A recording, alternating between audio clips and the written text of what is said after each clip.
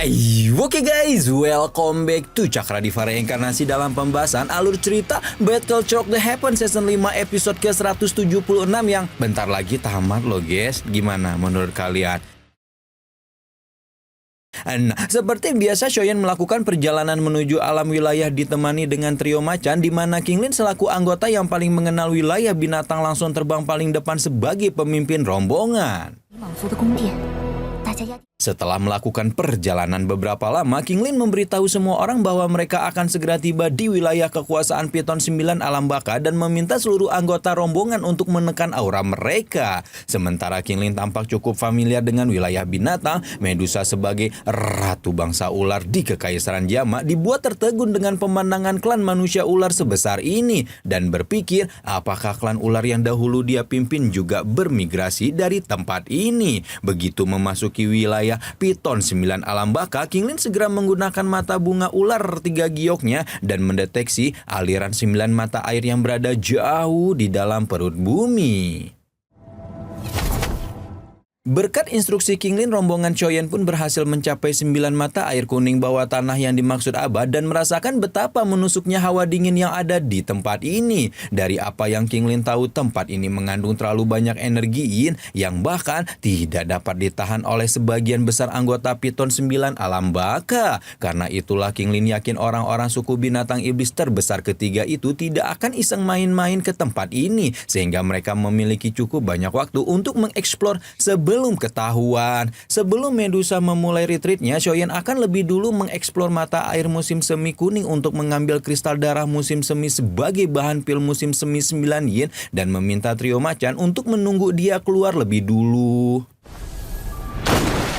Betapa terkejutnya Shoyan ketika dia masuk ke dalam mata air musim semi kuning dan merasakan betapa hawa dingin yang ada di dalam mata air itu merupakan sesuatu yang bahkan tidak bisa diblokir sepenuhnya oleh api surgawi. Meski demikian, Shoyan tetap melanjutkan eksplorasi dan dengan cepat menyelam lebih jauh ke dalam mata air untuk menemukan kristal darah. Namun baru beberapa saat Shoyan menyelam jauh, dia mulai terganggu dengan energi yin yang terus menyusup ke tubuhnya dan membuat tuan muda ketiga keluarga Shou itu menggelontorkan terlalu banyak energi untuk menetralkannya. Situasi menjadi lebih buruk ketika Shoyan mendapatkan serangan dari rombongan ular penghuni mata air musim semi dan membuat bahkan pemilik 4 api surgawi sepertinya pun harus memilih untuk melarikan diri daripada harus berurusan dengan mereka.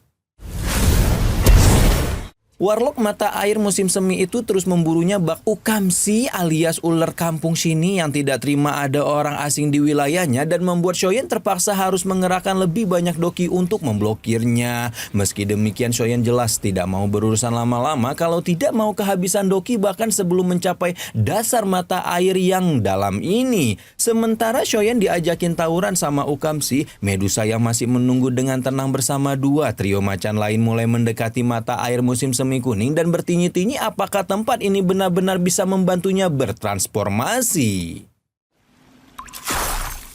Kanjeng baru saja mencelupkan satu jarinya ke dalam mata air ketika energi dingin yang membekukan naik dengan cepat hingga membuatnya buru-buru menarik tangan. Walaupun melihat ancaman yang begitu besar dari mata air musim semi kuning, Medusa juga tidak mau menyerah karena dia sudah bertekad untuk melampaui Shoyan yang juga menghadapi bahaya yang sama dengannya. Nah, ketika Kanjeng lagi husyuk mikirin Akang dan proses transformasinya menjadi piton penelan surga 9 warna, tiba-tiba saja keramaian terdengar dari permukaan tanah di atas tanah dan membuat trio macan itu agak panik memahami bahwa keberadaan mereka telah diketahui oleh klan Piton 9 Alam Baka. Oke, atuh sekarang kita pindah lagi ke dalam mata air musim semi kuning di mana Shoyan berhasil melepaskan diri dari incaran para Ukemsi dan tiba-tiba saja menemukan sebuah portal aneh berwarna keemasan di dasar mata air. Karena memang tujuannya untuk mengeksplorasi dan mencari kristal darah, Shoyan pun tanpa ragu memasuki portal keemasan dan menemukan bahwa portal tersebut terhubung dengan goa bawah tanah yang sepertinya berada jauh di bawah perut bumi. Goa ini memang menyimpan beberapa jenis kristal, namun tidak ada satupun di antara kristal-kristal tersebut yang memiliki karakteristik kristal darah, sehingga dia mulai sangsi apakah kristal darah benar-benar berada di tempat ini. Shoyan baru saja menjadi putus asa dan berpikir apakah dia harus pulang dengan tangan kosong ketika tiba-tiba Nah, buat kalian yang nggak sabar gitu ya sama spoilernya Cakradiva gitu, spoilernya Cakradiva, spoilernya BTTH yang udah Cakradiva upload itu sampai dari awal sampai tamat itu ya, pokoknya udah tamat itu yang jutaan view itu, kalian bisa langsung nonton aja di Ginosis ya, udah banyak tuh di playlistnya, malahan udah ada yang semua tuh dari awal sampai tamat nanti ya, udah yang udah digabung gitu maksudnya. Tiba-tiba saja dia mendengar raungan menderita dari kedalaman goa dan langsung dibuat terkejut ketika melihat seorang ahli yang setidaknya berada di puncak bintang 2 Doseng sedang tersegel di sebuah altar bawah tanah. Ahli Doseng bernama Yao Ming itu melihat kedatangan Shoyen dan baru saja bertanya apa yang dilakukan anak manusia sepertinya di tanah klannya. Sebelum tiba-tiba saja mendapat kejutan energi dari belenggu rantai yang terus melepaskan energi yin ke dalam tubuhnya. Shoyen berpikir bahwa berurusan dengan Yao Ming bukanlah hal yang bijak untuk dilakukan, karena itu dia buru-buru meminta maaf karena tidak sengaja masuk ke tempat ini dan berniat untuk pergi atuh.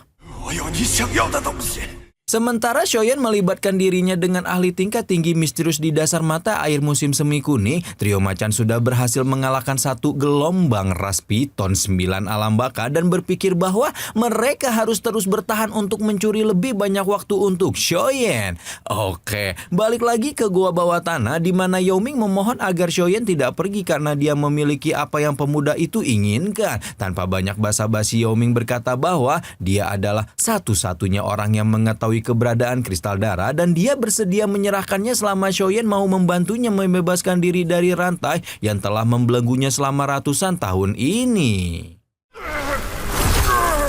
Yao Ming menjelaskan tergesa mengenai kristal darah musim semi yang hanya terbentuk sekali dalam hampir 1000 tahun dan apabila Shoyen melewatkan kristal darah ini, maka pemuda itu harus menunggu 1000 tahun lagi. Meskipun dia sangat membutuhkan kristal darah, Shoyen masih ragu untuk berurusan dengan Yao Ming karena dia tidak tahu permasalahan apa yang bisa dia dapatkan dari piton 9 alam baka apabila membebaskan orang ini. Baru setelah itulah Yao Ming mengungkapkan identitasnya sebagai kepala klan piton 9 alam baka dan memberitahu bahwa Yao Xiaotian yang sekarang menjabat sebagai kepala klan adalah adik kandung yang telah sengaja menjebak serta membelenggunya di tempat ini demi mendapatkan posisi tersebut.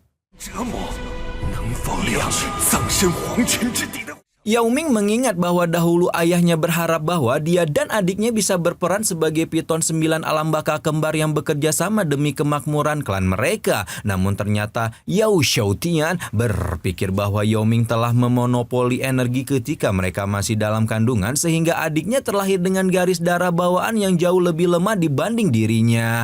Akhirnya Yao Xiaotian pun memutuskan untuk memberontak, meracuninya dan membuatnya tersegel di dasar mata air ini sebagai balas dendam atas kebenciannya. Penjelasan Yao Ming membuat Shoyen terdiam tidak bisa berkata-kata karena selama hidupnya dia dikelilingi oleh 2 kakak yang bahkan rela mengorbankan nyawa untuknya.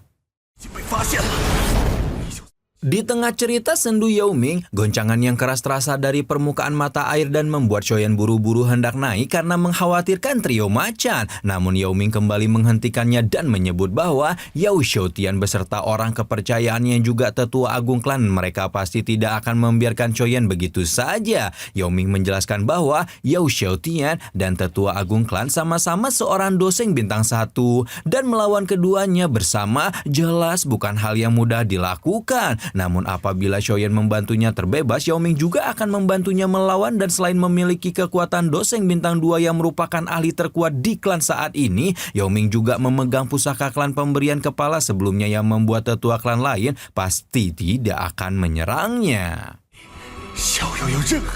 Yao Ming berjanji setelah mengalahkan Yao Xiaotian nanti dia pasti akan berusaha sekuat tenaganya untuk memenuhi apapun permintaan Shoyen dan meskipun bukan orang dermawan, Yao Ming mengaku bahwa dia tidak akan melanggar janjinya. Shoyen masih meragu untuk bekerja sama dengan Yao Ming hingga akhirnya tuan muda ketiga keluarga Shou itu meminta izin untuk menanamkan jejak spiritual pada roh orang yang mengaku sebagai kepala klan piton 9 alam baka tersebut. Awalnya Yao Ming agak kesal juga melihat ketidaktahuan dirinya Shoyen ini sampai meminta nyawanya, namun kejutan energi yang menyakitkan kembali mengalir dari rantai musim semi dan membuatnya memutuskan untuk berkompromi dengan segala permintaan Shoyen demi terbebas dari tempat ini.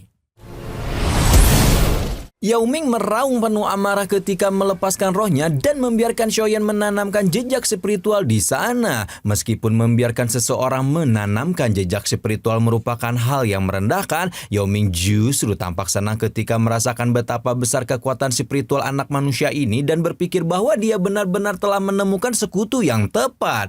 Karena itulah, Yao Ming tidak menunggu lebih lama ketika membuka mulutnya lebar-lebar dan memuntahkan kristal merah seukuran kepalan tangan yang tidak lain dan bukan adalah kristal darah musim semi yang Xiaoyan cari-cari. Xiaoyan menerima kristal tersebut dengan antusias dan tidak melupakan janjinya tuan muda ketiga keluarga Xiao itu segera menanyakan apa yang bisa dia lakukan untuk melepaskan Yao Ming. Yao Ming menjelaskan bahwa Xiaoyan harus membuka atau menghancurkan mekanisme rumit yang menyambungkan rantai dengan batu yin musim semi yang menjadi sumbernya. Namun seberapa keras Xiaoyan mencoba, rantai dan bebatuan besar itu begitu kokoh tanpa menunjukkan kegoyahan sedikit pun. Yao Ming mengingatkan bahwa batu yin mata air musim semi kuning telah ditempa dengan energi yin selama ratusan tahun, di mana bahkan dirinya sendiri dalam kondisi puncaknya pun tidak akan bisa menghancurkannya secara langsung. Dibanding menghancurkan rantai maupun batu dengan serangan barbar, Yao Ming menyarankan Xiaoyan untuk menggunakan kekuatan spiritualnya dan mencari tahu apakah struktur rantai batu ini dapat dihancurkan dari dalam dengan kekuatan spiritual.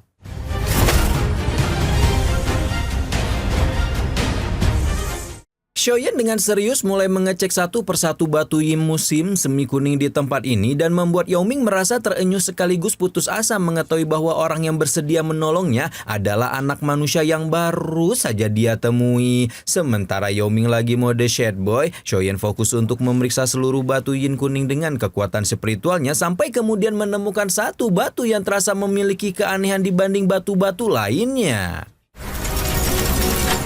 Xiaoyan segera memperdalam kekuatan spiritualnya untuk memeriksa batu tersebut dan setelah menenggelamkan persepsi spiritualnya ke dalam batu yin, Xiaoyan pun berhasil menemukan inti formasi yang menyegel Yao Ming selama ini. Dan benar saja setelah inti formasi itu dibuka oleh kekuatan spiritual Xiaoyan, seluruh struktur batu yin yang ada di altar pun meledak bersamaan dan membuat Yao Ming dapat melepaskan diri setelah ratusan tahun tersegel dalam penderitaan ini. Dengan tawa gila, Yao Ming memanggil nama Yao Xiaotian dan meminta adik kesayangannya itu untuk menunggu balasan dari segala penderitaan yang telah dia rasakan. Nah, sementara Yao Ming akan segera memulai pembalasan dendamnya, objek pembalasan dendam yang dimaksud malah lagi asyik ngeharem dan melakukan tindakan mengenakan sekaligus mengharumkan dengan para pelayan wanita di singgasananya.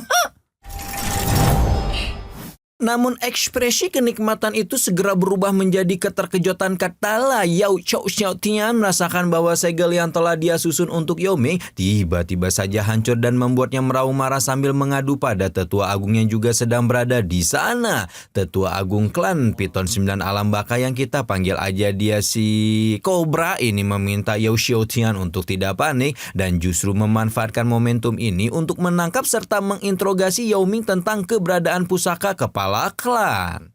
Perkataan Cobra membuat Yao Xiaotian tertawa penuh kelicikan dan berambisi bahwa dia tidak akan membiarkan kakaknya yang tidak berguna itu mendapatkan kesempatan untuk bangkit kembali.